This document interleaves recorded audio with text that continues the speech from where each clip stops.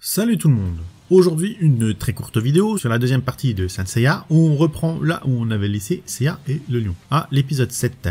Bon, rien que l'on ait déjà vu dans l'anime, ça n'a pas trop d'intérêt, donc on passe directement à l'épisode 7 au 8ème. Donc dans cet épisode, on apprend que les chevaliers d'or peuvent voler, tranquilles comme Goku, et même se battre en plein ciel, à se lancer des boules de feu. Et sur le chemin de la Vierge, ils tombent sur des squelettes en armure. On va encore me dire que c'est dans le manga d'origine, mais n'empêche que ça fait vraiment ridicule. On les dirait sortis tout droit d'un jeu vidéo. Et le pire, ils galèrent contre eux alors qu'ils viennent de se battre contre plusieurs chevaliers d'or juste avant. On passe à l'épisode 9, on continue avec un des squelettes qui devient géant. Enfin un truc inédit en anime qui sort de l'ordinaire. Il était temps. Bon, il se fait battre par une prise de catch complètement ridicule, sortie de nulle part.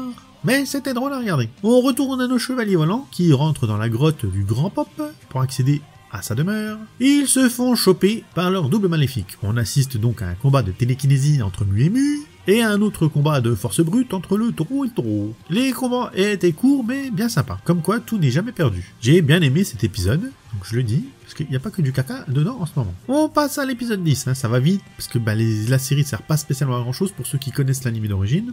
Ça vous rappellera des souvenirs, mais ça sert pas à grand chose. Ça rajoute les passages inédits là, mais bon. Donc ici, en passage inédit, on a le combat entre June et Dédalus. Mais comme c'est des personnages qui n'ont pas d'intérêt, qu'on se fout totalement, on s'en tamponne, ils sont pas développés. Donc c'est chiant et long, ça n'a pas trop d'intérêt.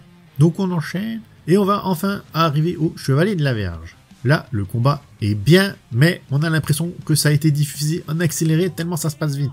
C'est rusher, c'est vraiment pénible sur ce truc là, la série elle est vraiment chiante à regarder, c'est vraiment... Tout est accéléré. Et la sœur de Iki, ça pique mes oreilles. À chaque fois que j'entends ma sœur au lieu de mon frère, c'est vraiment une idée à la con d'avoir changé le sexe de ce personnage. Ça n'a aucun putain d'intérêt. C'est débile. Je comprends pas. Au lieu de le mettre gay, ça aurait été beaucoup plus intelligent. Mais bon. Donc on enchaîne. On passe à l'épisode 11. Ça va vite. Ça fera une toute petite vidéo. C'est juste comme ça juste pour s'amuser. Donc on continue le combat entre Iki et Shaka. Et là dans celui-là, Iki se fait réellement mettre en cendres. Il est cramé, on voit un tas de cendres, et il renaît. Le phénix renaît de ses cendres, et ça c'est pas mal. Je crois que c'était pas dans l'anime original, c'est une bonne idée, ça nous rajoute un peu de nouveauté. Le combat est pas mal et tout, mais c'est ultra accéléré.